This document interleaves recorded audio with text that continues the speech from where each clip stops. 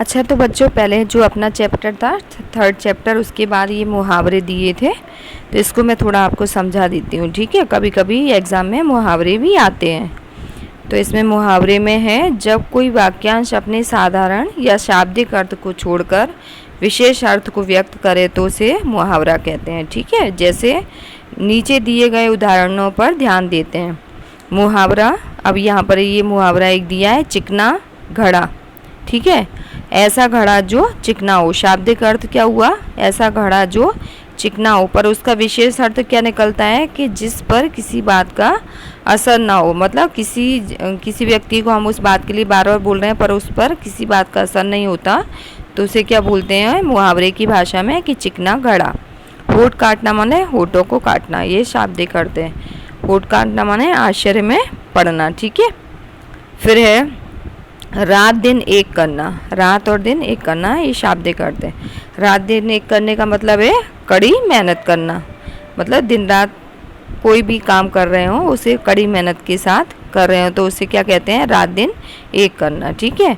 अब इसमें कुछ सावधानियां बरतनी चाहिए मुहावरे का जब प्रयोग करते हैं तब। तो इसमें सबसे पहले क्या दिया है, मुहावरे का प्रयोग उनके असली रूपों में ही करना चाहिए, मतलब उनके शब्दों को इधर उधर नहीं घुमाना चाहिए, ठीक है। जैसे मान लो यहाँ पर एक उदाहरण दिया है कि अकल का दुश्मन, ठीक है, ये एक मुहावरा है। यदि इसके स्थान पर हम ये बोलें कि अकल का शत्रु, तो ये गलत हो जाएगा, ठीक है। अब यहाँ पर है 9 2 11 ऊना, यहाँ पर अगर बोलें कि 8 3 11 ऊना, तो ये भी गलत ही होगा, उसका अर्थ गलत हो जाएगा, ठीक है। अब मुहावरे दूसरे नंबर पे है, मुहावरे वाक्यों में ही शोभते हैं, मतलब उसका मुहावरे का प्रयोग फिर वाक्यों में करना पड़ता है, अलग नहीं। जैसे यदि कहें कान काटना, तो इसका कोई अर्थ व्यंजित नहीं होता, ठीक है। किंतु यदि ऐसा कहा जाए कि वो छोटा बच्चा तो बड़ों बड़ों के कान काटता है, मतलब ये मुहावरे का वाक्य में प्रयोग किया है, मतलब वो इतना होशियार है कि छोटा होने के बावजूद भी बड़े बड़ों के कान काट लेता है, ठीक है। इस तरह से ये सारे मुहावरे इस तरह से आपको थोड़ा सा पढ़ के याद करना पड़ेंगे, हाँ। उसके बाद हमारा 9th चैप्टर शुरू होता है, निर्भय बनो। निर्भय बनो में ये फणेश्वर नाथ रेणु जी ने लिखा है, इसमें इसकी जीवनी है जो मैं आपको पढ़ रही हूँ, ठीक है ना। तो यहाँ पर है, प्रसिद्ध आंचलिक कथाकार रेणु जी का जन्म बिहार में, वर्तमान बिहार के पूर्णिया जिले के ओराही हिंगना गांव में हुआ था। उनकी शिक्षा दीक्षा उनके गांव विराटनगर नेपाल तथा वाराणसी में हुई। उन्होंने भारत तथा नेपाल के स्वाधीनता आंदोलन में सक्रिय भाग लिया था तथा कारावास भोगा। उनकी कुछ रचनाएं मैं यहाँ पर से आपको बताती हूँ। अभी रेणु जी की रचनाओं में उनका जीवन अनुभव मुखरता है। जीवन की स्वरूपता कुरूपता को मानवीय सहृदयता तथा पूर्ण तटस्थता के साथ उन्होंने अपनी रचनाओं में व्यक्त किया है। उनकी भाषा में लोक बोलियों के शब्दों का प्रयोग आकर्षित है। भाषा में ताजगी और नयापन है। मैला आंचल, पड़ती परिकथा, जुलूस, पलटू बाबू रोड, कितने चौराहे आदि उनके प्रमुख उपन्यास तथा ठुमरी, अग्निखोर एक, आदिम रात्रि की महक आदि उनके प्रमुख कहानी संग्रह हैं। भारत सरकार ने उन्हें पद्मश्री की उपाधि से सम्मानित किया था। यह अंश उनके उपन्यास कितने चौराहे के 7वां प्रकरण से लिया गया है। जो हमारा ये जो निर्भय है ये उपन्यास है वो कितने चौराहे के 7वें प्रकरण से लिया गया है।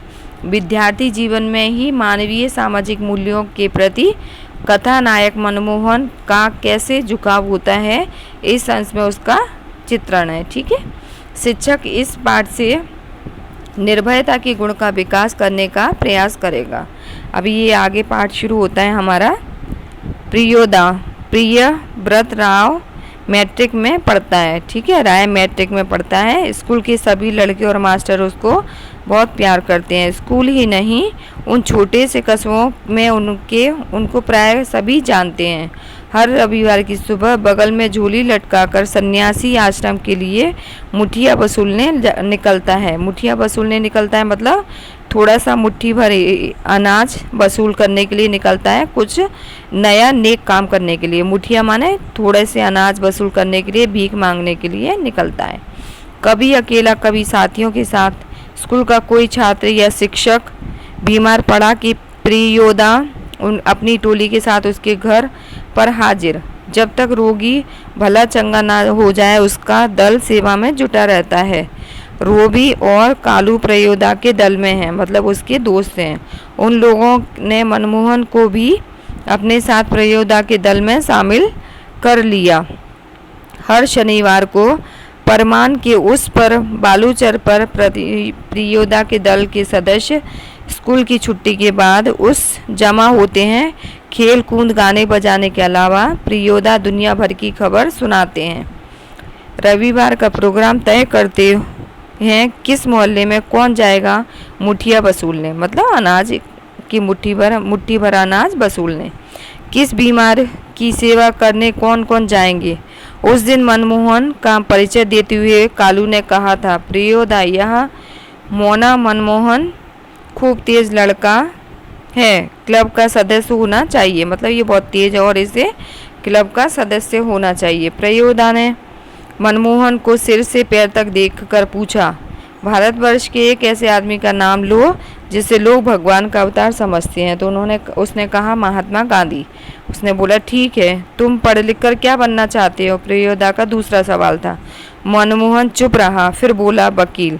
सभी उठ ठाके लगाकर हंसने लगे, लेकिन प्रयोदा गंभीर ही रहे। बोले ठीक है, बीमार लोगों की सेवा करना जानते हो, सीख लेंगे। उसने जवाब दिया, शाबाश। यदि रोगी हैजा में पीड़ित हो तो मनमोहन चुप रहा, क्योंकि हैजा के नाम से ही उसे डर लगने लगता था। गाना जानते हो? जी।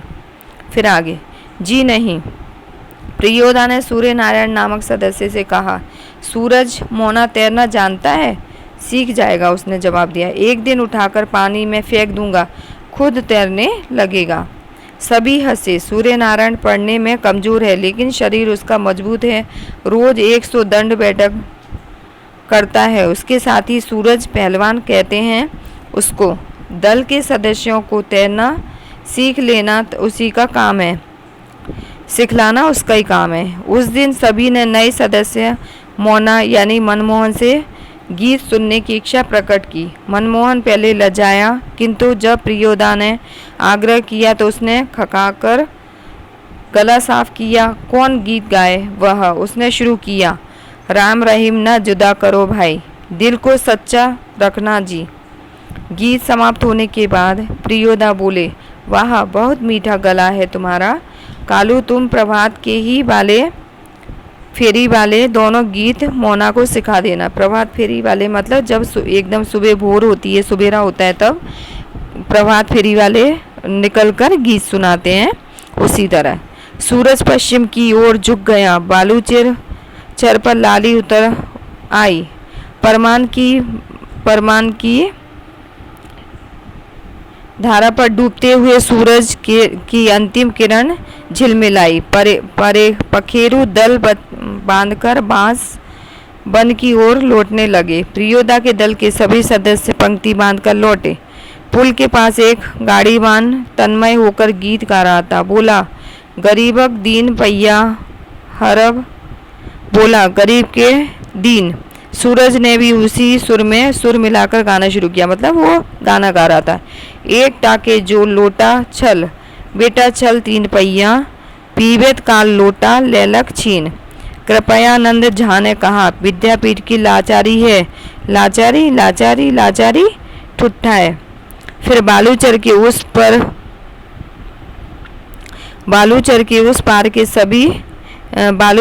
पार के किसी ने फायर किया। एक पखेरु बालू पर गिरकर झटपटाने लगा। उसका जोड़ा विकल होकर बहुत देर तक रोता रहा। मटमैले अंधकार में एक अर्धली नुमी आदमी दौड़ा हुआ आया और मरी हुई चिड़िया के डैने को पकड़कर चिल्लाया, मिल गया हुजूर। इब्राहिम बोला, सब डिप्टी साहब का अर्दली है, साला भारी खचड़ा है। प्रियोदा के मुंह से अचानक निकला, हाल्ट। तब इब्राहिम को अपनी गलती का एहसास हुआ। दल का नियम है, कोई सदस्य किसी किस्म का अपशब्द या गाली मुंह से नहीं निकालेगा। इब्राहिम ने तुरंत सिर झुकाकर दल के नायक प्रियोदा और सदस्यों को माफ़ी मांगने पर के बात पर यह कि साले ने सभी हंसे। प्रियोदा ने गंभीर होकर कहा, इब्राहिम यह तुम्हारी 8वीं गलती है, 10 होते ही इस हम तुम्हारे साथ नहीं रहेंगे। मतलब वो गाली देते थे। ठीक है। इब्राहिम ने पूछा, लेकिन सरकारी अफसरों को गाली देने में क्या अर्ज है? तुम्हारा मुंह खराब होगा। उसका कुछ भी नहीं बिगड़ा। उसने बोला, मैं ही क्यों, बहुत लोग गालियाँ दे बकते हैं। नहीं प्रियोदा, आप इब्राहिम को नहीं समझा सकिएगा। वह महीने बाद देरी से पड़ता है, वह महीने बाद देरी से पकड़ता है। मैं समझा देता हूँ। देखो, महीन मतलब छोटी बारीक छोटी छोटी बातें। देखो इब्राहिम, यदि क्लब का मेंबर रहना है तो इसके रूल्स को मानना होगा। नियम है कि कोई सदस्य आपस में बातचीत के सिलसिले में कोई भी खराब शब्द नहीं भूलेगा। जानते हो ना? बस बात खत्म।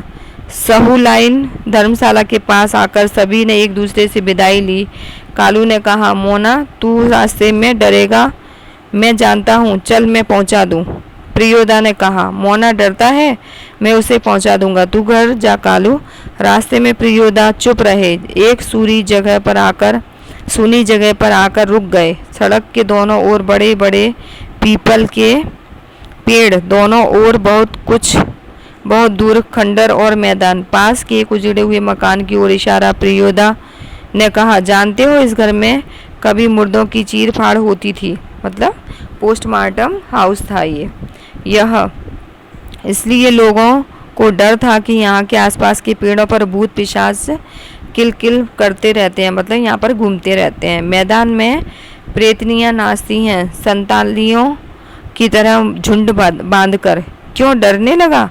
अकेले यहाँ आ सकते हो? जी नहीं। प्रियोदा हंस बोले, देखा मोना, भूत प्रेत ऐसे आदमी को कभी नहीं तंग करता जो 10 काम करता हो। तुम्हारी उम्र में मैं भी डरता था। मेरे गुरु महाराज ने मुझे हंसकर कहा कि 10 का काम करने वाला तो खुद भूत होता है, उसको भूत क्या कर सकता है। चलो शुरू करो। तो वह गाना राम रहीम ना मनमोहन गाने लगा। फिर उसने गाना सुनाया, राम रहीम ना जुदा करो भाई, दिल को सच्चा रखना जी। ठीक है। ये कहानी ये थी। इसमें जो प्रियोदा नाम का लड़का था वो बीमार लोगों की देखभाल करता था। ठीक है। फिर उसने उसी समय दूसरे लड़के को चुना और हैजे से बीमारी से ग्रस्त लोगों की सेवा करने के लिए उसे बोला। ठीक है। अब यहाँ पर शब्दार्थ और टिप्पणी दी है। ठीक है। शब्दार्थ में है, परमान माने एक नदी का नाम। ठीक है। परमान क्या था? वहाँ पर एक नदी का नाम था। बालूचर माने रेतीली नदी तट। ठीक है। रेतीला वाला। जुदा माने अलग। आग्रह करना माने अनुरोध या फरमाइश करना। पखेरु माने पंख वाले पंक्षी। ठीक है। पंछी। दल माने झुंड या टीली। पंक्ति माने कतार। तन्मय माने तल्लीन होना। ठीक है। नाचारी यानी एक लोकगीत। विकल माने व्याकुल होना। हॉल्ट माने रुको। हर्ज माने नुकसान। रूल्स माने नियम। ठीक है। अपशब्द माने गाली देना फिर या बुरा शब्द बोलना। ठीक है। फिर है संताल माने एक आदमी, आदिम जाति, आदिवासी जाति। संताल माने एक आदिवासी जाति। ठीक है। फिर है खचड़ा माने अड़ंगा जो लगाते हैं ना, वो अड़ंगेबाज, मूर्ख। ठीक है। फिर है आगे मुहावरे दिए हैं ये 2-3। इसमें है मुठिया वसूलना, यानी किसी नेक काम के लिए मुट्ठी भर अनाज की भीख मांगना। फिर है भला चंगा माने स्वस्थ। ठीक है। सिर से पैर तक देखना, यानी भली भांति देखना। मतलब कभी कभी कोई इंसान किसी को जब ऊपर से नीचे तक देखता है तो उसे क्या मुहावरे में बोला जाता है, सिर से पैर तक देखना, यानी भली भांति गौर से उसको देखना। ठीक है। महीन बात माने सूक्ष्म बात। ठीक है। अभी जो मैंने ये पाठ पढ़ाया है इसको एक बार आप फिर से सुनना, तभी ये आपको अच्छी तरह से समझ में आएगा। ठीक है। आगे जो मैंने मुहावरे समझाए थे वो भी आप अच्छे से देख लेना। अगर आपके पास बुक है तो बुक में पूरे अच्छी तरह से आपको पढ़ना है। आगे जो पीछे के जो पहले चैप्टर के 1-2 चैप्टर के जो क्वेश्चन आंसर रह गए हैं वो मैं आपको सेंड कर दूंगी। ठीक है ना।